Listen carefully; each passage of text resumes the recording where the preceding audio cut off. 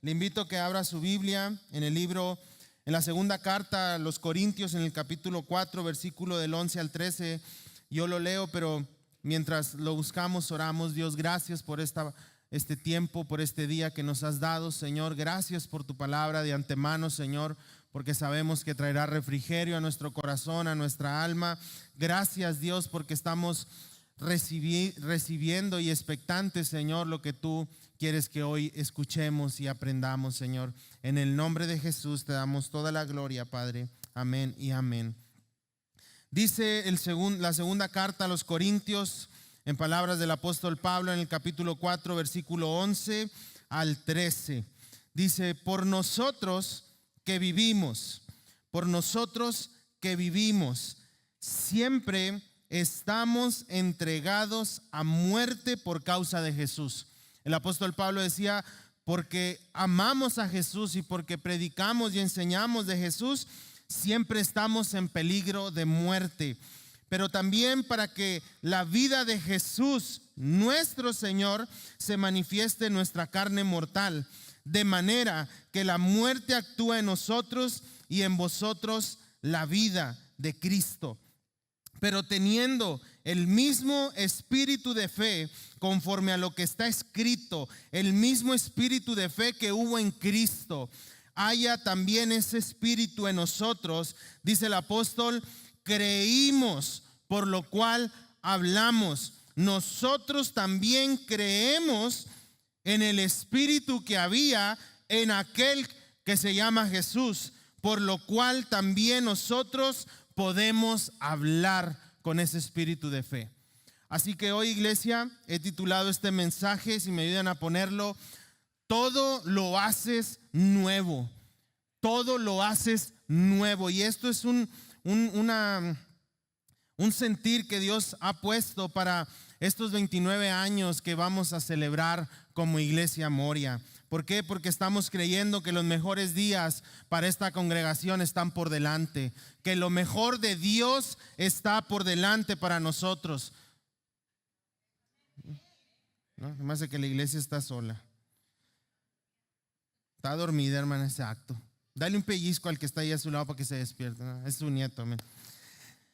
Estamos creyendo en estos 29 años que lo mejor de Dios para Iglesia Moria aún está por delante.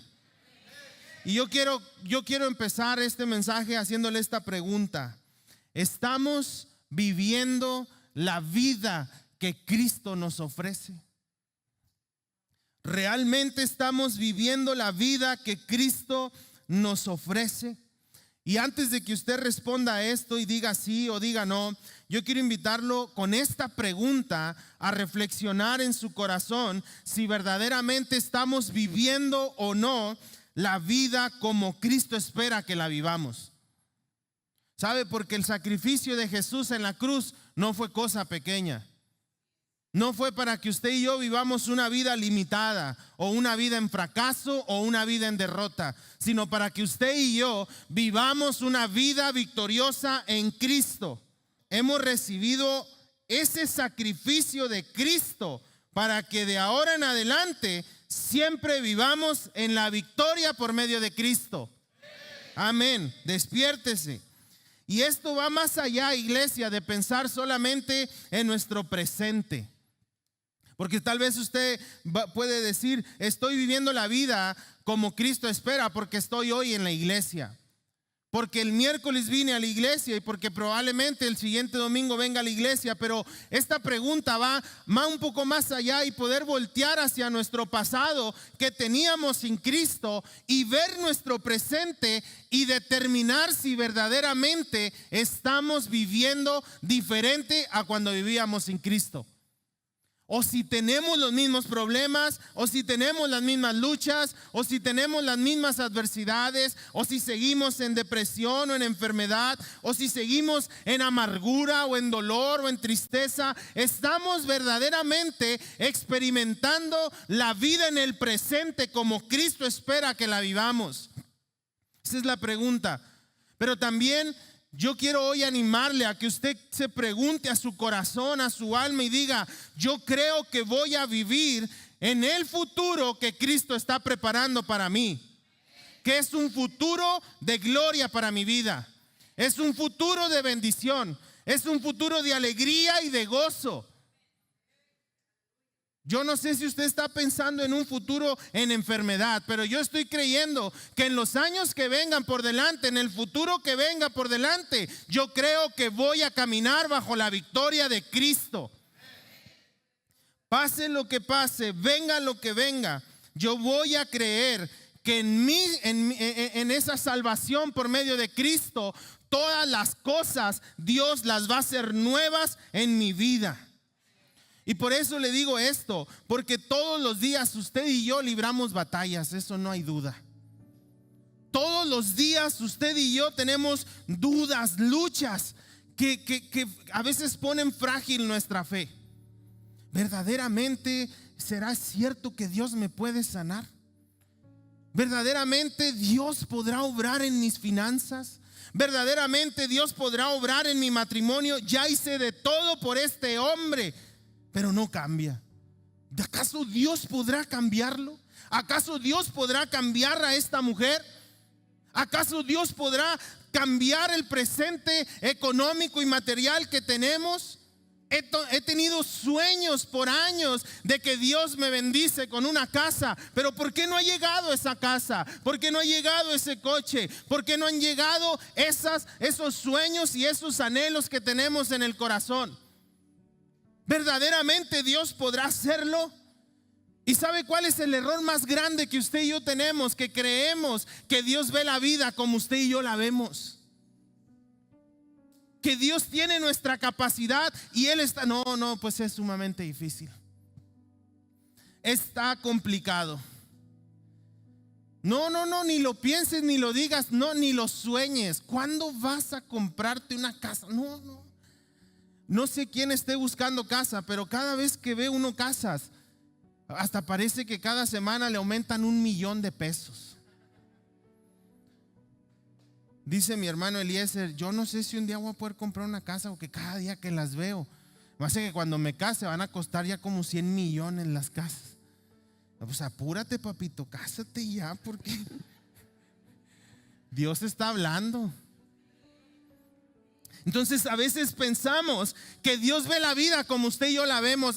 No, ya tengo 60 años, ya estoy viejo. Ya tengo 70 años, ya estoy más viejo. Ya tengo 80 años, ya huelo a pozo, ya estoy en el panteón. Ya estoy preparándome para morir. Es más, cito a mis hijos y cito a mi familia y les leo mi testamento, les reparto los bienes y es más, voy y compro el panteón y el servicio funerario porque estoy listo para morir. Estoy ya en el punto de morir. Pero apenas tienes 40 años, 50 años, 60 años. Abraham fue padre a los 100 años. Caleb tomó la tierra prometida a los 80 años. Eran humanos como usted y como yo, pero ellos entendían que la vida en Dios es distinta como usted y yo la vemos. La vida en Dios no es una vida limitada ni en fracaso ni en derrota. La vida en Dios es una vida de subida, de victoria, de triunfos, de gloria y de gloria. Entonces ahora usted y yo tenemos que entender que la vida que nosotros vemos no es como Dios la está viendo. ¿Qué es lo que Dios está hablando hoy a su mente y a su corazón? Sacúdete, mira, tú no hueles a pozo. Tú hueles a vida. Tú hueles a victoria. ¿Se acuerdan ese canto, no? Que decía las panderistas, ¿verdad? ¿A qué huele un guerrero, verdad? A bien feo, puro sudor porque viene de pelear y todo. ¿A qué huele un guerrero? ¿Huele a qué? A victoria. Oiga, venía el pueblo de Israel de pelear y de luchar días y días y ellos llegaban oliendo a victoria. ¿Usted cree que Caleb a sus 80 años no tenía dolores en los huesos? Había caminado tantos años en el desierto, pero cuando vio la promesa, dijo, me siento como uno de 40. ¿Por qué? Porque no era que estuviera loco, irracional. Era que él sabía el Dios que tenía. Y él estaba declarando que la vida que tenía en Dios era la vida como de uno de 40, aunque tenía 80. Y dijo: con la misma fuerza que yo tenía cuando vi esa tierra, estoy por tomarla para conquistarla.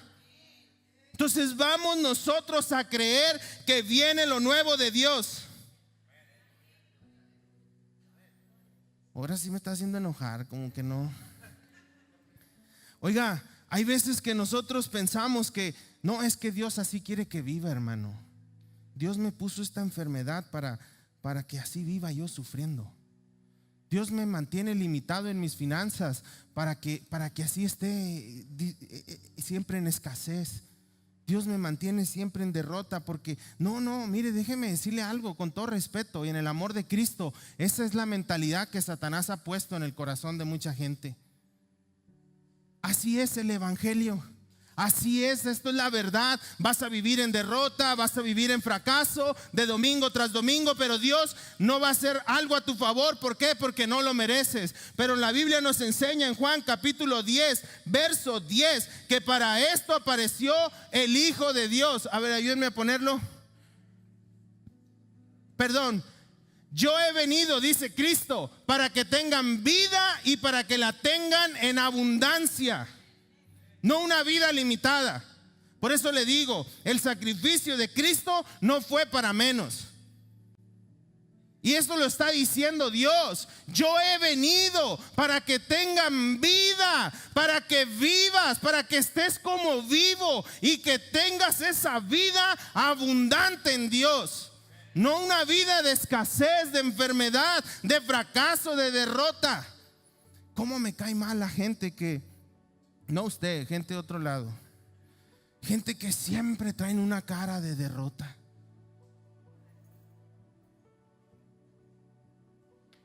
¿Cómo está, hermano? Pues aquí en derrota. Aquí en fracaso. Aquí tristeando. No, es que esa es la mentalidad que el enemigo le ha puesto. Que eso es la vida en Dios. Pero la vida en Dios, recuerde esto, no es como Dios ve la vida. La vida en Dios es abundante.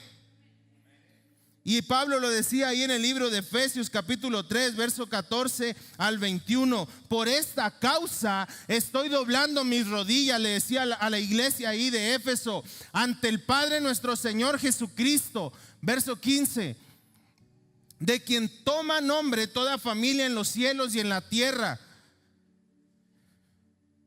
para que os dé conforme a las riquezas de su gloria. El apóstol les decía: por esta causa estoy orando por ustedes. Por esta causa me arriesgo día con día a predicar del evangelio. La muerte está de cara conmigo todos los días, decía el apóstol, pero lo hago para que ustedes reciban de parte de Dios conforme a las riquezas de su gloria. Y que lo reciban para que sean fortalecidos con poder en el hombre interior por su espíritu. 17.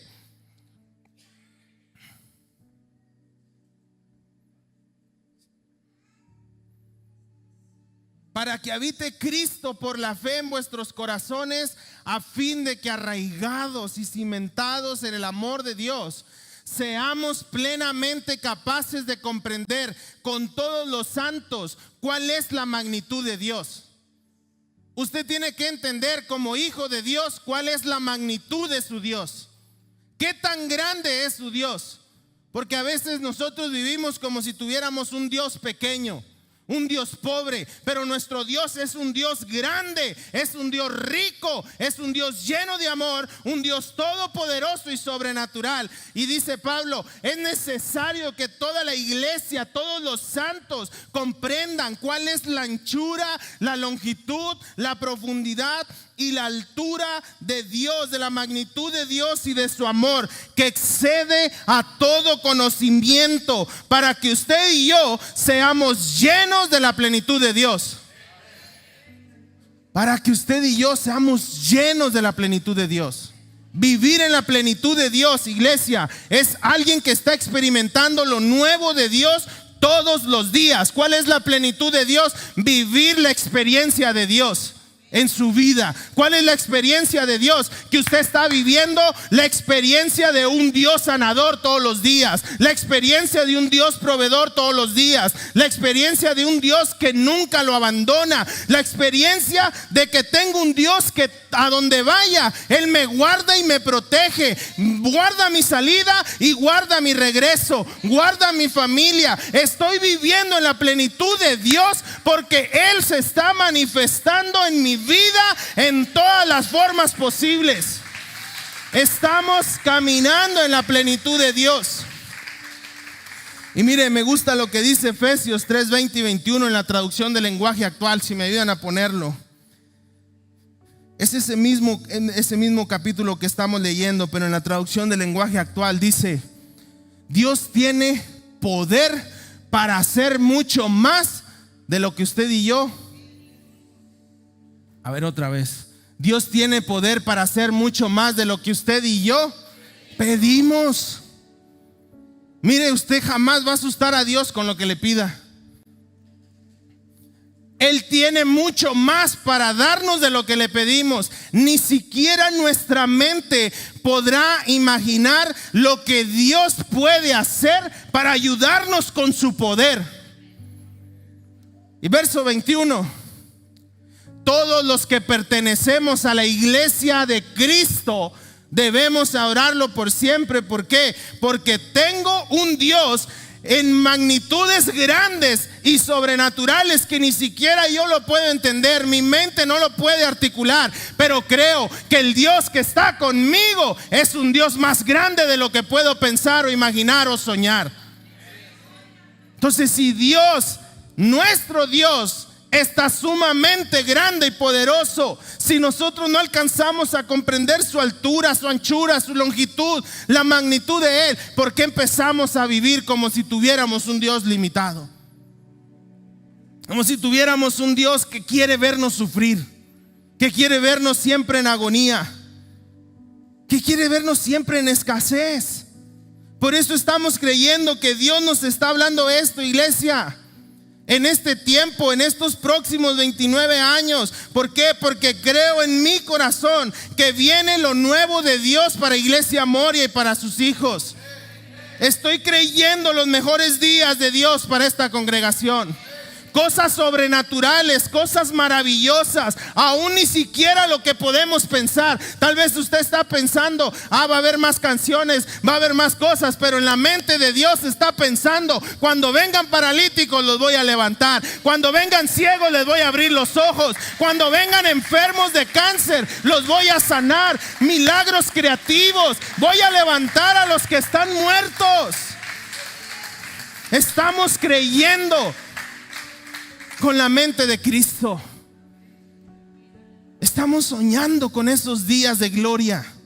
Estamos anhelándolos y estamos declarándolos que viene eso nuevo para nuestra vida. Esas peticiones que tienen años en nuestro corazón, peticiones que hemos mejor guardado ya en el cajón. No, Dios tal vez nunca lo quiso hacer. Escuché una reflexión, o no sé si la vi en estos días pasados o en esta semana, no recuerdo. Y decía esta reflexión que un hombre había creído en Dios y había guardado la palabra y se había mantenido fiel, pero siempre había dicho: yo no voy a pedirle a Dios cosas porque luego no vaya a pensar que soy un tanto extraño o que busco mi beneficio solamente. Mejor así, solamente con lo que tengo, con lo que creo. Pero cuando murió este hombre y llegó al cielo, dice que Dios lo llevó y lo recibió y lo llevó por un camino y le dice: mira, esta es la bóveda de las bendiciones. Y toda esta parte tiene tu nombre. Son bendiciones que dejaste guardadas porque no las pediste. Son bendiciones que ahí estaban para ti. ¿Entiende por qué Pablo decía que usted y yo tengamos el mismo espíritu de fe como Cristo? Porque si creemos con ese espíritu de fe, creemos quién es nuestro Dios, creemos quién es Cristo, y por lo tanto, por lo que creemos, vamos a empezar a hablar. Ahí están esas bendiciones para usted y para mí. Depende de usted y de mí tomarlas. Como quiera entró al cielo en esta reflexión, ¿verdad?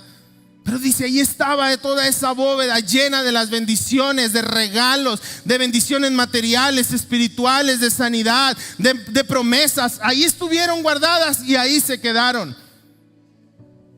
Dios está hablando a nuestro corazón para que usted y yo empecemos a creer las cosas que estamos soñando y que estamos pidiéndole por años. Tal vez mis hijos nunca van a acercarse a Dios, ¿por qué no? Tal vez mis hijos jamás se van a casar, ¿por qué no? Tal vez yo jamás voy a ser sano, ¿por qué no? Tal vez jamás va a llegar a esa casa, ¿por qué no? Tal vez jamás va a cambiar el corazón de mi esposo, de mi esposa, ¿por qué no? Alguien dígame, ¿por qué no?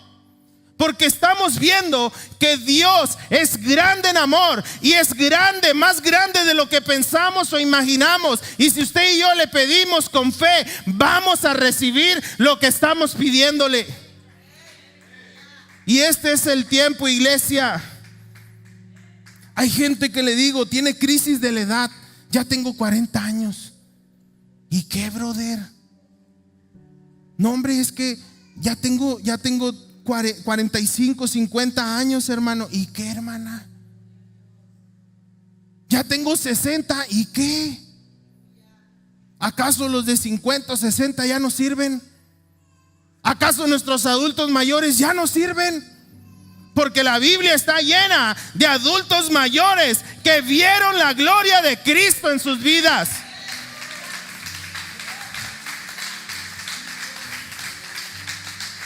De hombres y mujeres que creyeron hasta el último día de sus vidas. ¿Qué dijo Sara cuando le dijo el ángel, vas a dar a luz? Se rió.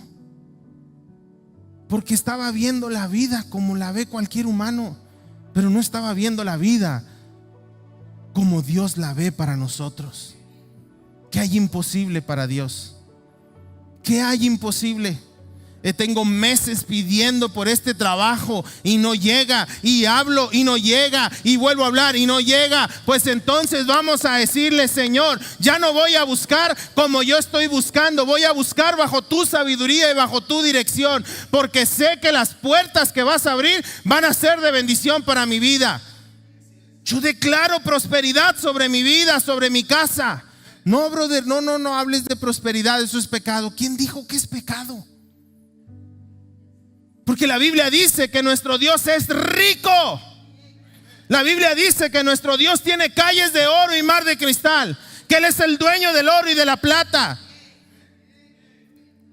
Vamos a creer la prosperidad que viene de Dios para este tiempo. ¿Cuántos dicen amén? Por eso Pablo y el salmista también lo decía. Ese mismo espíritu de fe, ese mismo espíritu de fe, por lo cual creímos y vamos a comenzar a hablarlo. Yo quiero animarle a que usted empiece a hablar las cosas con la fe de Cristo. No sé qué es lo que usted, mire, atrévase. Tiene años pasando por esa casa que le gusta y no se la ha pedido a Dios. Me acuerdo que mi mamá siempre, cuando ya no cabíamos en la casa y íbamos a ver otras casas, cuando yo estaba más pequeño, mi mamá nos bajaba del carro y decía, písenla. Y ahí estamos nosotros, ¿verdad? ¿Sabe mi mamá para qué quiere que la pisemos o algo? Y luego íbamos y luego, ¿ya la pisaron? Sí, ma, ya la pisamos. Vayan y pisen el parque. Y ahí vamos a pisar. Vente, Yeyo, vamos a pisar el parque. Y ahí vamos. Vamos a ver un coche nuevo, súbanse para que lo pisen. Mi mamá, pues ¿qué tiene? Te anda pisando todo, ¿qué? Pero son actos de fe, iglesia. Es empezar a tener un espíritu de fe. ¿Por qué? Porque dice la palabra que todo lo que nuestra planta del pie pisare será nuestro. Entonces usted vaya a esa casa, pruébese ese vestido que le gusta, hermana. Es que está incansable para mí, pero no para Dios. Sueñe las cosas. Mire, yo realmente a veces voy y pregunto muchas cosas, y a veces mi esposa me dice, no vas a comprar, Isaac, y le digo, y no me cobran por preguntar. ¿Qué tal si Dios lo hace? ¿Qué impide que Dios no me lo dé? ¿Qué impide que Dios no lo haga? Empezamos a ver la vida como Dios la ve. Y ahora me interesa mucho, iglesia, usted que es parte de Iglesia Moria, ¿quién es parte de esta familia? Me interesa que usted se sacuda esos conceptos erróneos que se enseñaron en el evangelio, que el evangelio debe ser triste, que el evangelio debe ser de fracaso, que el evangelio debe ser de derrota. Mire, me da tanta tristeza cuando veo personas que dicen: es que así nos enseñaron. Es que así nos dijeron que el evangelio no era de gozo, el evangelio no era de prosperidad. Pero yo no compro ese evangelio, yo no creo ese evangelio. ¿Por qué? Porque el evangelio que yo leo, que yo he escuchado y que veo en la vida de Cristo, es un evangelio en donde Él se sentaba con los pecadores a comer. Un evangelio en donde Él iba y sanaba a los pecadores y los levantaba. En donde Él iba y perdonaba a los que le traicionaban. En donde Él iba, nuestro Jesús en el cual creemos, iba y bajaba los dedos que estaban señalando con condenación a aquellos que decían tienen que cumplir la ley, pero ellos no la cumplían en su corazón. Ese es el evangelio de Cristo. Ese es el evangelio que nos habla de vida y no de muerte, de gozo y no de condenación. Ese es el evangelio que tenemos que creer. Pero hay un estigma todavía sobre la iglesia cristiana en general, que usted y yo no merecemos nada porque somos pecadores. Y somos pecadores. Le hemos fallado a Dios. Y le dice: no, tú no tienes capacidad de pedirle nada a Dios. No debes de merecer nada de la plenitud de Dios. Pues si tú no la quieres merecer, te respeto y allá tú. Pero yo voy a creer en un Dios que hace las cosas nuevas, en un Dios que trae gozo en medio de la tristeza. Voy a creer porque ya no aguanto con esta depresión, que Dios me va a hacer libre. Voy a creer que los sueños que Dios me ha dado los va a hacer realidad y por eso me los ha dado. Voy a caminar en la plenitud de Dios, viviendo lo nuevo de Dios en mi vida. Sacúdese esos conceptos de religiosidad. Y yo no estoy hablando mal de ningún pastor ni de ninguna iglesia. Estoy hablando de lo que Satanás nos ha hecho creer en nuestra vida, que es el evangelio. Pero el evangelio de Cristo es un evangelio de vida y de victoria. Es un evangelio de poder y de fuerza. No es un evangelio de derrota ni de muerte. Nuestro Cristo no se quedó en la cruz del Calvario. Nuestro Cristo murió y el mismo espíritu de fe que había en Cristo dijo: yo tengo el poder para dar mi vida, pero también tengo para volverla a tomar. De la misma forma, ese mismo espíritu de fe voy a tenerlo en mi vida. ¿Cuántos dicen amén?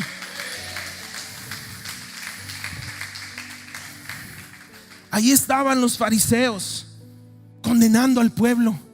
Esta mujer pecó, vamos a apedrearla. Esto es la ley, esto es lo que Moisés nos enseñaba. Pero ¿qué de la ley en su corazón? Les decía Jesús. Viven predicando y enseñando algo que ni siquiera ustedes viven en su corazón. Y ponen el evangelio tan alto para que nadie lo alcance, pero aún ni ustedes mismos lo alcanzan. Pero para eso apareció el Hijo de Dios, para darnos gracia, para darnos vida y vida en abundancia. Dice Juan, primera de Juan capítulo 3 verso 8: el que practica el pecado es del diablo, porque el diablo peca desde el principio. El diablo es mentiroso. El diablo es mentiroso. El diablo es mentiroso. Crea que el diablo es mentiroso, porque es padre de mentira, dice la Biblia. Y muchas veces nos ha engañado a usted y a mí. El diablo es mentiroso. Ayer yo estaba estudiando, mire, a mí me gusta estudiar, repasar el mensaje en la madrugada. Y ahí donde yo estudio, en la mesa del comedor, atrás está un ventanal. Y de repente empezaron a golpear el ventanal así. Yo dije: no, pues es el aire. No le tomé en cuenta. Y otra vez, paz y paz. Pues ¿qué trae? Y ya, entonces hay cortinas, abrí la cortina y atrás hay un árbol. y el árbol no se movía. Me asomé allá afuera y los árboles no se movían. Yo dije, es el aire, es el viento. No, me paré y me puse a checar, se dejó de escuchar. Y apenas me senté y paz, y paz. Yo dije, no hombre, tú eres padre de mentira. Si me quieres atemorizar, fallaste, brother. ¿Por qué? Porque estoy creyendo en un Dios que es más grande que tú. Mi Dios es más grande que tú. Y cuando el diablo venga y le diga a usted, estás enfermo. Esta semana, hermana Marta, ¿dónde está hermana Marta? Hermana Martita, ahí está. Decía la hermana, un día me puse en el espejo de la puerta y me empezó un dolor y dice, y de repente, esto es cáncer. Y dice la hermana, yo empecé a decirle, diablo, eres mentiroso. Y empecé a declarar las promesas de Dios sobre mi vida y el dolor se fue.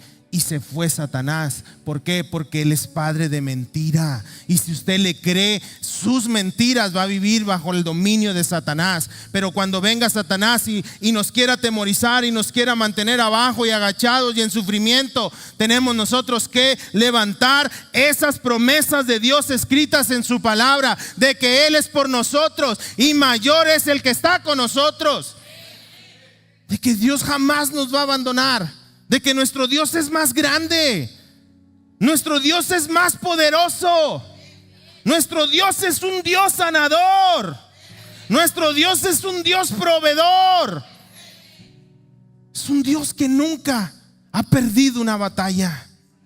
Este es el Dios que usted y yo tenemos. Y Hebreos también lo dice, que de la misma forma en que usted y yo nacimos de carne y sangre, de esa misma forma Cristo también nació en carne y sangre, para que de esa manera pudiera darnos libertad y destruir el poder que Satanás tenía sobre nosotros. Ya no hay condenación para los que están en Cristo. Ya no hay esclavitud para los que están en Cristo. No hay condena. No hay derrota. Alguien que se sienta estar en derrota hoy. Alguien que se sienta en victoria hoy. Amén. Este es el tiempo, iglesia, en donde usted y yo vamos a creer lo nuevo de Dios para nuestra vida. Vamos a creer que Dios va a darle vida a lo que tal vez estaba muerto para nosotros, a todo aquello que creíamos que era imposible. Si pueden ir pasando los chicos. Tal vez usted diga, pastor, pero ¿cómo me voy a atrever a declarar esas cosas sobre mi vida?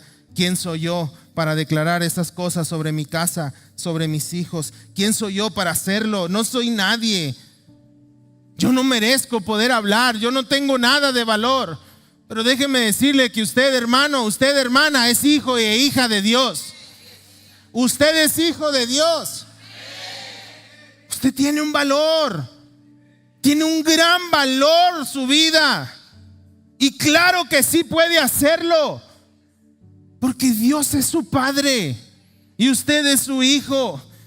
Yo voy a empezar a declarar sobre mi casa bendición, sobre mis hijos. Voy a empezar a ir y a creer lo que Dios ha puesto en mi corazón en hacer, y voy a creer que Dios me lo va a dar. Porque Dios, hermano, a usted y a mí nos levantó de los muertos, de los que estábamos muertos en los delitos y en los pecados. Dios nos tomó y nos dio vida a nuestra alma. Nos hizo sus hijos e hijas, herederos y coherederos con Cristo. Ahora usted y yo somos reyes y sacerdotes por medio de Cristo Jesús, por medio de la victoria de Jesús en la cruz. Dele fuerte ese aplauso a nuestro Dios.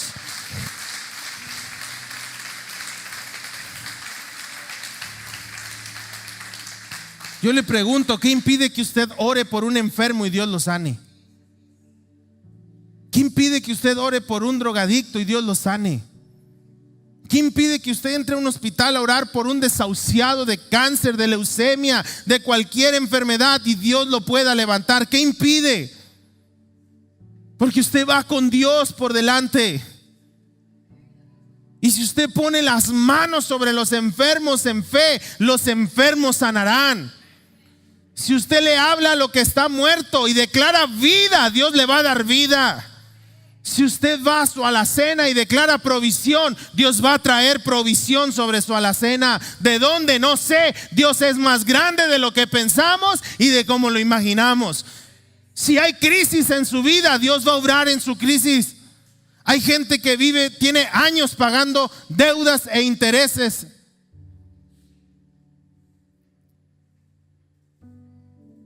Se enmudeció el palenque. Hay gente que trabaja para pagar las deudas. No tiene ni para poder disfrutar un poco. Todo se lo deben a los acreedores. Pero ¿qué impide que Dios pague nuestras deudas? ¿Qué impide que Dios nos dé la sabiduría para administrar las finanzas y poder liquidar esas deudas? Hay familias, personas, años que el dinero se les ha ido en deudas y salen de esas deudas y vuelven a entrar a esas deudas. Oiga, usted declare a su mente, a su corazón y a las finanzas que entran a su hogar: estas finanzas vienen de Dios y son para bendición de mi vida. Voy a vivir con sabiduría en mis finanzas. ¿Qué impide que usted sea un buen administrador de sus finanzas? ¿Qué dice la Biblia? Si alguien tiene falta de sabiduría, pídesela a Dios y Dios te la dará. Es que a mí me llega el dinero, hermano, y se me queman las manos. Luego corro a Coppel y corro al catálogo y corro a las deudas y voy. Hay gente que vive de prestamista en prestamista. Prestamistas que son hijos del diablo y que no tienen la más mínima misericordia de usted ni de mí. Y que a ellos no les interesa si usted come o si su familia tiene provisión. A ellos les interesa perturbar su vida. Y dice la Biblia que el que se vuelve deudor es esclavo de su acreedor. ¿Qué necesidad hay de que vayan a amenazarnos a nuestra casa? ¿Qué necesidad hay de que nos quemen en Facebook por no pagar las deudas? ¡Qué vergüenza! ¿Qué necesidad hay cuando usted tiene un Dios que le provee? Es que yo le quiero ayudar a Dios, hermano. Hago un prestamillo para que Dios no se sienta presionado. Dios es más grande de lo que pensamos e imaginamos. ¿Qué tal si Dios no le ha dado todo lo que tiene que darle porque usted es un mal administrador? Porque usted quema el dinero que Dios pone sobre sus manos. ¿Qué tal que Dios no le ha dado ese mejor trabajo que está buscando? Porque si gana más se va a endeudar. No es el tema, pero después lo tocamos, eso de las finanzas. ¿Por qué no? De veras. Pero ¿por qué no empezamos a declarar esa oración que hacía Habacuc en el capítulo 3? El profeta Habacuc, capítulo 3, en el verso 2, dice: oh Jehová, he oído tu palabra. En otras palabras y en otra versión dice: he oído de tu fama, Dios. He escuchado de las proezas y de las maravillas que tú has hecho en el pasado, y tengo temor. ¿Por qué? Porque eres grande, porque eres maravilloso. Oh Dios, Jehová, esas obras que has hecho en el pasado, avívalas ahora en medio de los tiempos, en medio de estos días. En medio de estos días como los que usted y yo estamos viviendo, que vamos a declarar esta oración y a decir: Dios, glorifícate. Esas obras maravillosas, esa gloria divina, vengan sobre nuestra vida en estos días. Que milagros creativos empiecen a suceder, que sanidades empiecen a suceder, que maravillas inexplicables empiecen a suceder, que las deudas empiecen a pagar, que todas las crisis en casa se vayan. ¿Por qué? Porque la gloria de Dios está haciendo nuevo todo en mi vida.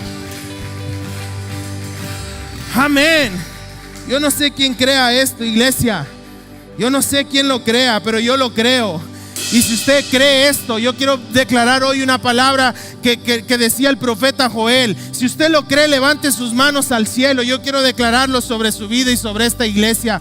Como lo decía el profeta Joel, que en los postreros días, en los días que estamos viviendo, en los últimos días, Señor, tú derramarás de tu espíritu sobre toda criatura, sobre toda carne, y tu Espíritu Santo de poder está obrando en la vida de mis hermanos. Padre, el profeta decía: mis hijos y mis hijas tendrán sueños, mis hijos soñarán, mis hijos profetizarán, mis hijos hablarán con poder. Diga: mis hijos, mis hijas profetizarán en gloria, y nuestros jóvenes, diga: mis jóvenes verán visiones, nuestros ancianos, nuestros adultos mayores tendrán visiones de Dios.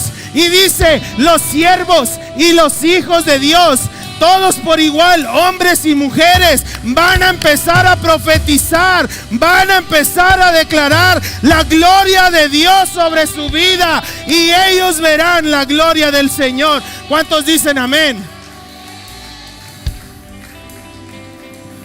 Dice también el profeta: estas señales se escucharán en los cielos, estas señales se oirán en los cielos, pero también prodigios y maravillas sucederán aquí en la tierra, con usted y conmigo. Es necesario, iglesia, que Dios esté haciendo lo nuevo en nosotros. ¿Por qué? Porque Pablo lo decía: es necesario que colectivamente todos los santos, ¿dónde están los santos? ¿Dónde está la iglesia de Cristo? Es necesario que entre nosotros empiece a haber sanidades, milagros. ¿Por qué? Porque usted lo va a creer, también usted lo va a creer, y también usted lo va a creer. Si Dios lo hizo conmigo, ¿qué impide que también lo haga con usted? Y cuando Dios lo esté haciendo como algo cotidiano en esta iglesia, yo lo creo en el nombre de Jesús. Yo lo estoy declarando y lo estoy creyendo en el nombre de Cristo para Iglesia Moria y para sus hijos. Cuando esto sea algo cotidiano aquí, allá afuera empezarán a oír, empezarán a escuchar los gritos que dicen: ahí hay un Dios que está sanando, ahí hay un Dios que está liberando, ahí hay un Dios que está sanando, levantando de los muertos, hay un Dios que está haciendo feliz a la gente, hay un Dios que está pagando las deudas. Hoy, iglesia, vamos a profetizar. No estamos muertos, estamos vivos. Estamos vivos en Cristo. Póngase en pie.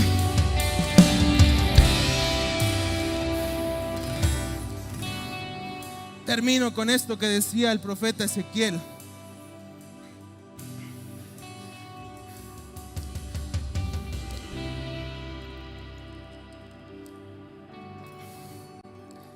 El profeta Ezequiel en el capítulo 37, versículo del 1 al 10, y lo leo en la Nueva Traducción Viviente.